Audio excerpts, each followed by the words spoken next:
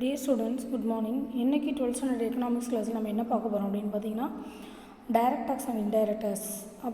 அதாவது நேர்முக வரி அப்படின்னா என்ன, what are the merits and demerits of direct tax. Next indirect tax அப்படின்னா என்ன, அதாவது மறைமுக வரி அப்படின்னா என்ன, what are the merits and demerits of indirect tax, மறைமுக வரியின் நன்மை தீமைகள் என்ன.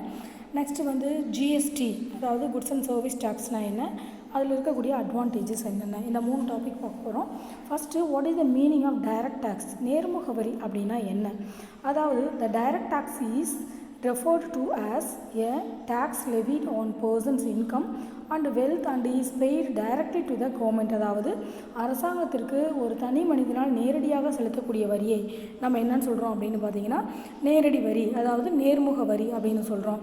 இந்த நேர்முக வரி அதாவது ப்ரொக்ரெசிவ் டேக்ஸ் நேச்சரை கொண்டது, அதாவது வளர்வீத வரித்தன்மையை கொண்டது. வளர்வீத வரி அப்படின்னா என்னென்னா, அதாவது வருமானம் அதிகமாக இருக்கிறவங்களுக்கு அதிகமான வரியும், வருமானம் குறைவாக இருக்கிறவங்களுக்கு குறைவான வரியும் போடுற அந்த சிஸ்டத்துக்கு பேர் தான் ப்ரொக்ரெசிவ் டேக்ஸ் அப்படின்னு சொல்லியிருக்கோம்.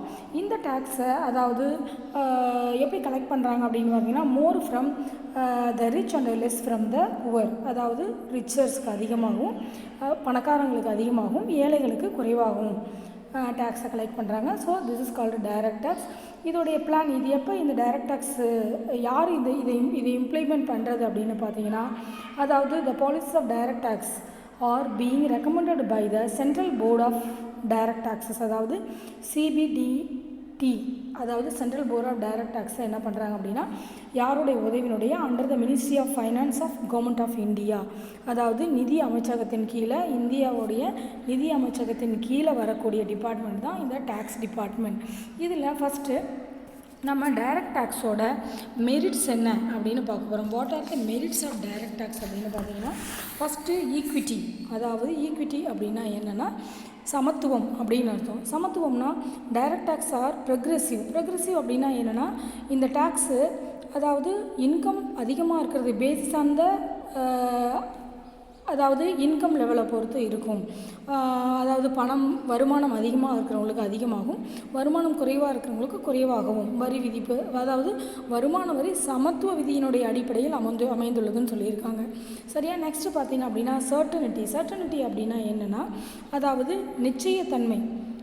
நேர்முக வரி நிச்சயத்தன்மை விதியை உறுதியாக கொண்டுள்ளது. நிச்சயத்தன்மை அப்படின்னா என்னென்னா, வரி எங்கே செலுத்தணும், எப்படி செலுத்தணும், அதாவது tax payers know when and what rate he has to be pay by the income டேக்ஸை எங்கே செலுத்தணும், எப்படி செலுத்தணும், எந்த நாளுக்குள்ளே அதோடைய லாஸ்ட் டேட் என்ன, இந்த மாதிரி சூழ்நிலைகளை கொண்டது சர்டனிட்டி. நெக்ஸ்ட் எலாஸ்டிசிட்டி அப்படின்னா என்னென்னா, நெகிழும் தன்மை கொண்டது.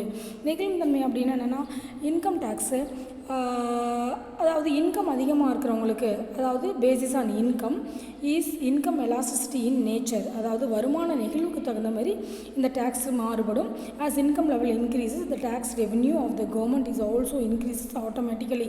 உங்களுடைய வருமானம் அதிகமாகும் பொழுது இன்கம் அதிகமாகும் அப்படிங்கிறாங்க. நெக்ஸ்ட் எக்கானமி அப்படின்னா என்னென்னா, சிக்கனமின்மை.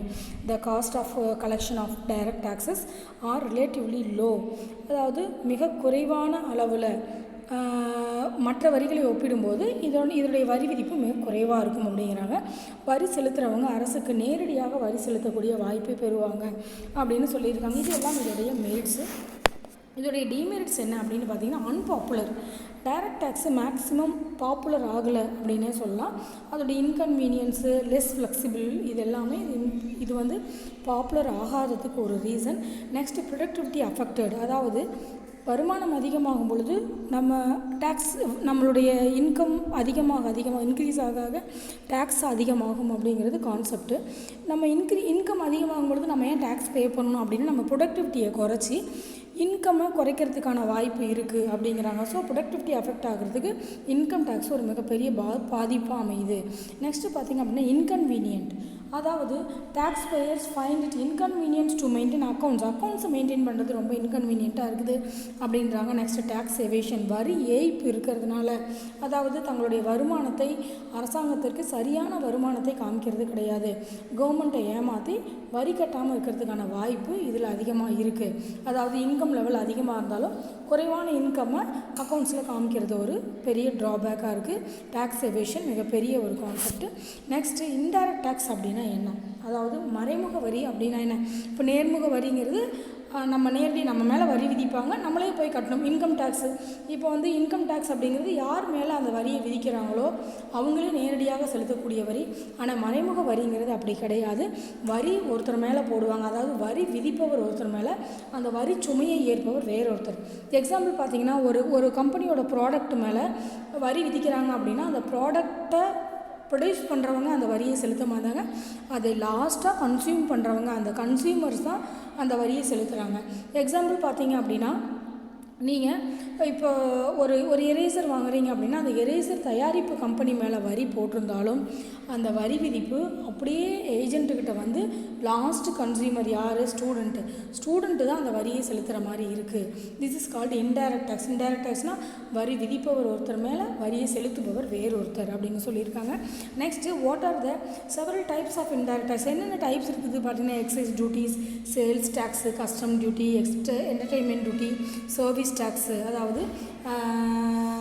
சேவை கட்டணங்கள், இது எல்லாமே எதில் வரும் அப்படின்னு பார்த்தீங்கன்னா இந்த வரி விதிப்பு இங்கேல வந்துடும். Next what are the merits of indirect tax அப்படின்னு பார்த்தீங்கன்னா, வைடர் கவரேஜ், அதாவது எல்லாருக்கும் இந்த இன்டைரக்ட் டேக்ஸ் பொதுவானது.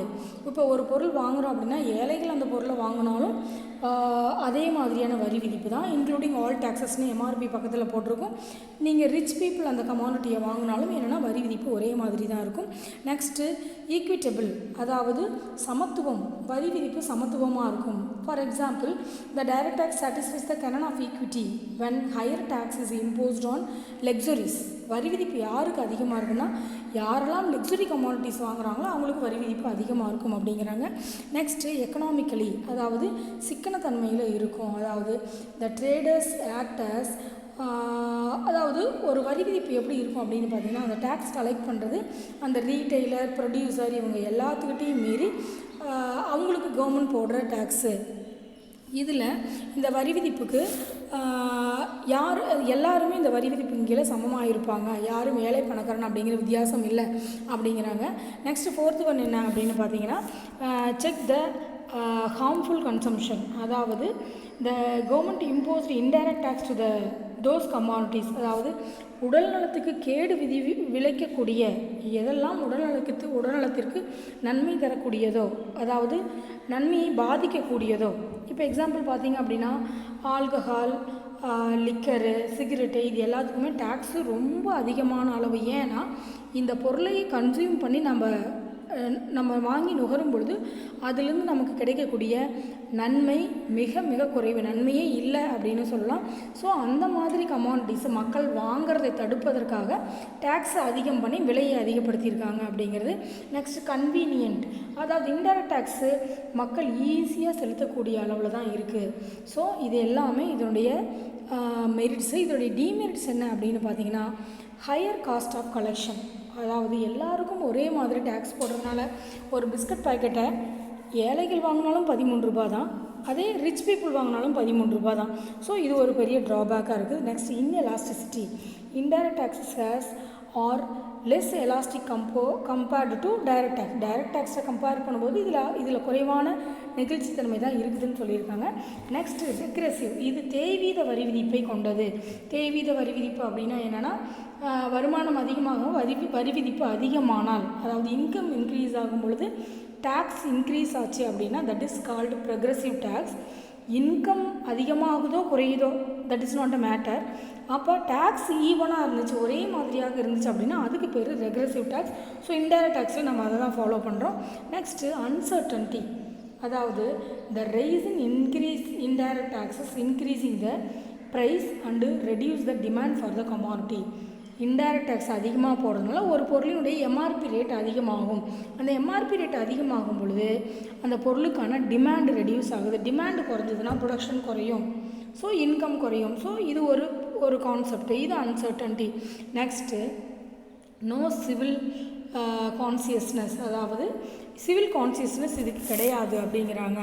அதாவது என்ன சொல்கிறாங்க அப்படின்னு பார்த்தீங்கன்னா, குடியுரிமை உணர்வின்மை அப்படின்னு சொல்லியிருக்காங்க. விலையுடன் வரி மறைந்து இருக்கிறதுனால நுகர்வோருக்கு வரி செலுத்துறங்கிற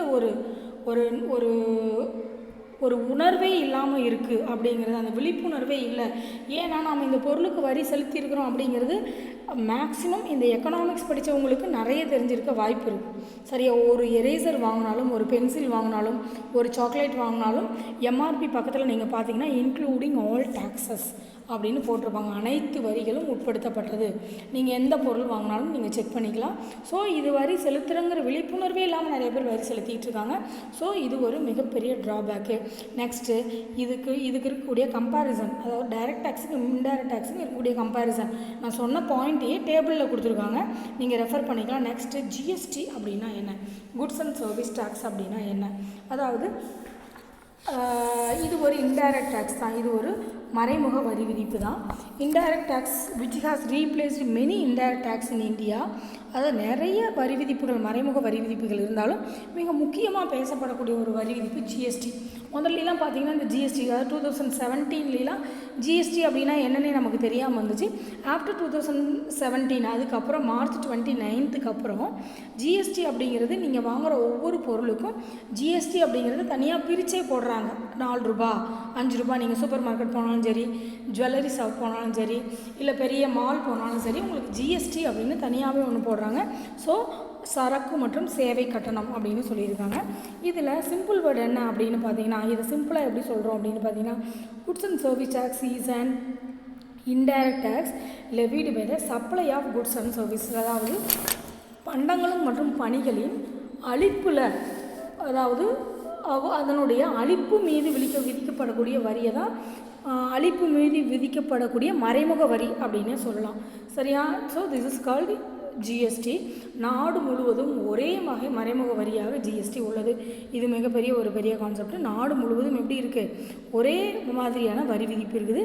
இதில் என்னென்ன காம்போனன்ட்ஸ் இருக்குது அப்படின்னு பார்த்தீங்கன்னா, அதாவது சேல்ஸ் டேக்ஸு, இதோடைய காம்போனன்ட்ஸ் என்னென்ன அப்படின்னு பார்த்தீங்கன்னா, ஜிஎஸ்டி 3 காம்போனன்ட்ஸை கொண்டது. ஒன்று சென்ட்ரல் ஜிஎஸ்டி, இன்னொன்று ஸ்டேட் ஜிஎஸ்டி, இன்னொன்று அதாவது இன்டர்நேஷ்னல் ஜிஎஸ்டி அப்படின்னு சொல்கிறோம். அதாவது collective by the central government of the inter state GST அப்படின்னு சொல்லியிருக்கோம்.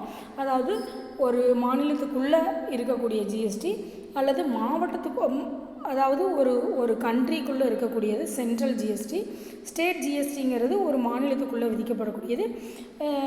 இன்டர் ஸ்டேட்டுக்குள்ளே விதிக்கப்படக்கூடியது ஐஜிஎஸ்டி அப்படின்னு சொல்லியிருக்கோம்.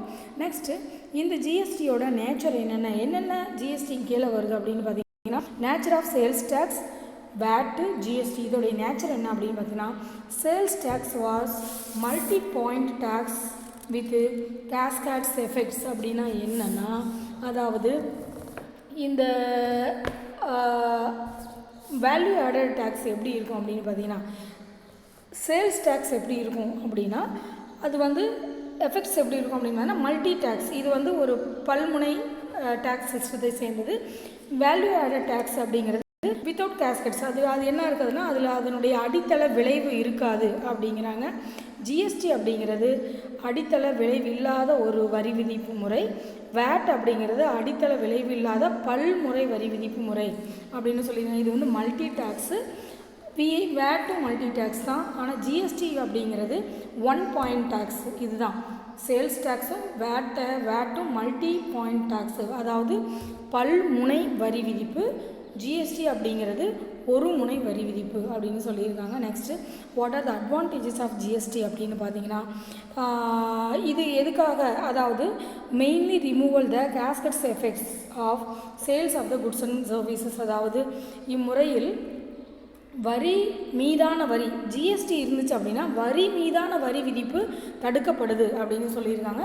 நேரடியாக பொருளினுடைய விலையிலேயே இந்த பொருளின் செலவிலேயே இது பிரதிபலிக்கப்படும் அப்படின்னு சொல்லியிருக்காங்க. Next second one, GST is also mainly technological driven. அதாவது தொழில்நுட்ப ரீதியில் அமைந்ததாகும். பதிவு செய்தல், வரி தாக்கல் செய்தல், கூடுதலாக செலுத்தியதை திரும்ப பெறுதல், கோரிய விளக்கங்களுக்கு பதிலளித்தல் போன்றவை ஜிஎஸ்டியுடைய இணையத்தில் செய்யப்படுகிறது.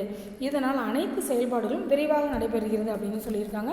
ஸோ நீங்கள் படிச்சிங்கன்னா ஈஸியாக புரியக்கூடிய டாபிக் தான் இது. ஜிஎஸ்டினா என்ன, டைரக்ட் டேக்ஸ்னா என்ன, மெரிட்ஸ் டிமெரிட்ஸ், இன்டைரக்ட் டேக்ஸ்னா என்ன, மெரிட்ஸ் டிமெரிட்ஸ், ஜிஎஸ்டி அதோடைய அட்வான்டேஜஸ் என்ன, இது எல்லாமே தனித்தனியான 2 மார்க்கில் தனித்தனியான 3 மார்க்கில் கேட்கக்கூடிய வாய்ப்புகள் இருக்குது. இந்த 3ஐயும் படிச்சிட்டிங்கன்னா கண்டிப்பாக ஒரு கொஷின் கன்ஃபார்மாக வந்துடும். ஒன்றா டைரக்ட் டேக்ஸில் வரும், இல்லை இன்டைரக்ட் டேக்ஸில் வரும், இல்லைன்னா ஜிஎஸ்டியில் வரும். 3 மார்க்கு. இதில் டைரக்ட் டேக்ஸ் இன்டைரக்ட் டேக்ஸ் ஒரு 5 மார்க்காகவும் வரக்கூடிய வாய்ப்பு இருக்குது. ஸோ நல்லா கிளியராக படிங்க. நெக்ஸ்ட் கிளாஸில் நம்ம என்ன பார்க்க போகிறோம் அப்படின்னு பார்த்தீங்கன்னா பப்ளிக் டெப்ட், அதாவது பொது கடன் அப்படின்னா என்ன அப்படிங்கிறத பார்க்க போகிறோம். அதோடைய டைப்ஸ் என்ன, அதோடைய merits, what are the remedial measures of public டெப்ட், பொது கடனை நீக்கக்கூடிய வழிமுறைகள் என்னென்ன அப்படிங்கிறத தெளிவாக பார்க்கலாம். Thank you students.